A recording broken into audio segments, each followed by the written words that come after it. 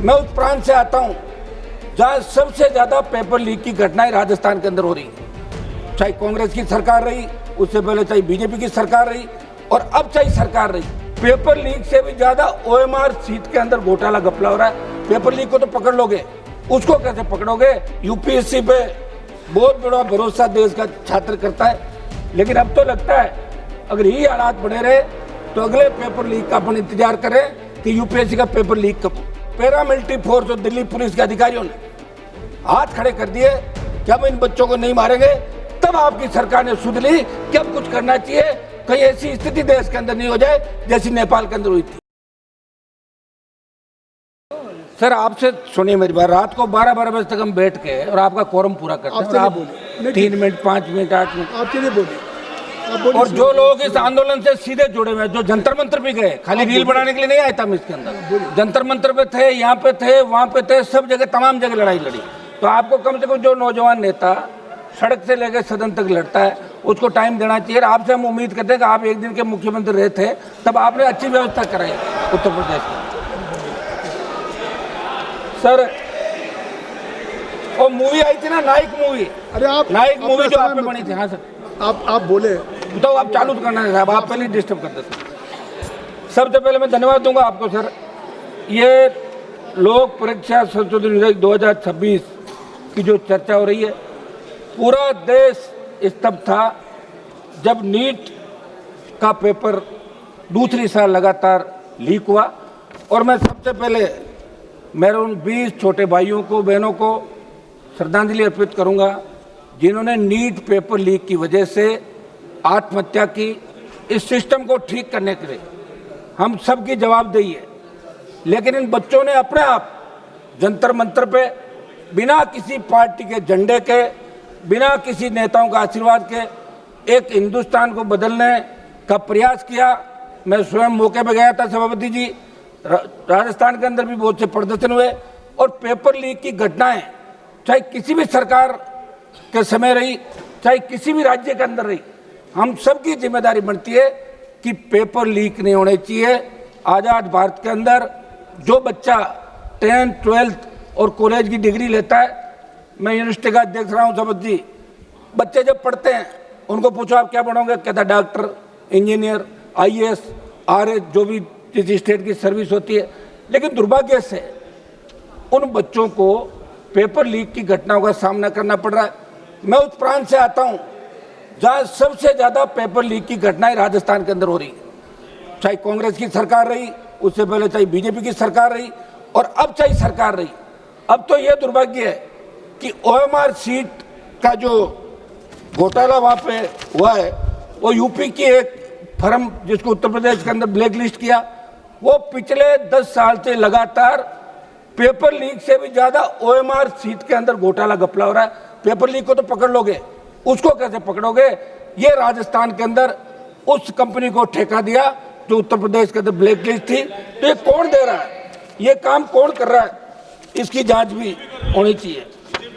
सभापति जी, नीट के आयोजन से पहले CBSE इसका करती थी, नेशनल टेस्टिंग एजेंसी को आपने दिया। इनके अधिकतर जो काम कर रहे हैं वो संविदा के अंदर। ये पेपर लीक होने के बाद जब नजर पड़ी तो देश के अंदर नीट के अलावा बहुत से ऐसे एग्जाम थे जिनके पेपर लीक हुए। यूपीएससी पे बहुत बड़ा भरोसा देश का छात्र करता है, लेकिन अब तो लगता है अगर यही हालात बने रहे तो अगले पेपर लीक का अपन इंतजार करें कि यूपीएससी का पेपर लीक कब हो। आप एक कानून लेके आए और निश्चित रूप से इस अवधि के अंदर अच्छा ये होता कि आपके मंत्रियों का डेलीगेशन जंतर मंतर जाता, बच्चों से बात करता और मैसेज आप देश के अंदर देते कि हम बच्चों के साथ है। बच्चे चाहे किसी भी पार्टी के हैं, बच्चे हमारे।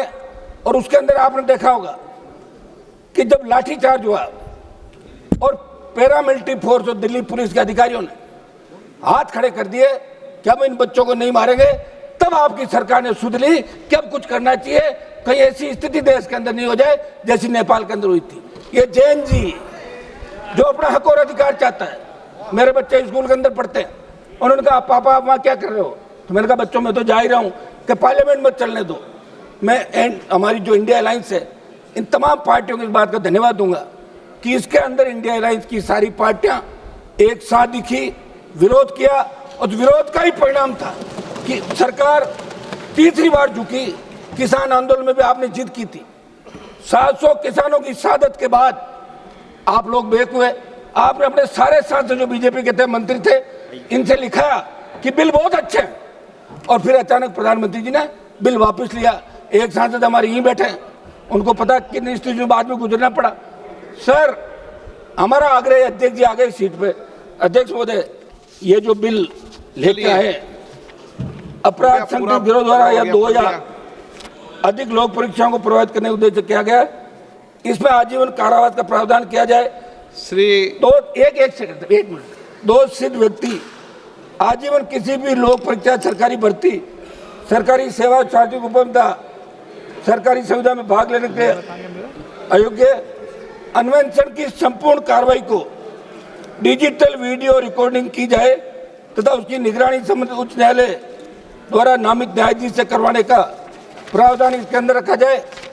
अध्यक्ष महोदय, एक हमारा आग्रह है कि पहले भी पेपर लीक के आरोपी जो पकड़े जाते थे उनको सजा का प्रावधान था।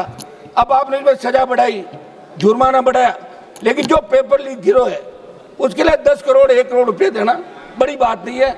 मेरा आग्रह है कि ये जिस तरह मुलजिम पे रखा जाए कि वो सिद्ध करे कि वो दोषी नहीं है, ये कानून के अंदर होना चाहिए। और हमारा एक आग्रह है, हमारे डीजीपी साहब बैठे हैं, नार्को टेस्ट और पॉलीग्राफ ये किसी मुलजिम का करना होता है तो कोर्ट तय करेगा कि नार्को टेस्ट होगा कि नहीं होगा।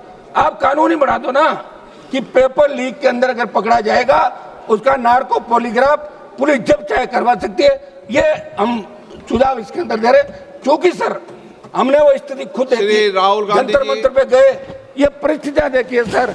और राजस्थान वो प्रांत जहाँ सबसे ज्यादा पेपर लीक हो रहा है। अध्यक्ष जी, आप भी वहां से आते हैं, तो शुद्ध रहे आप राजस्थान की और पूरे देश की।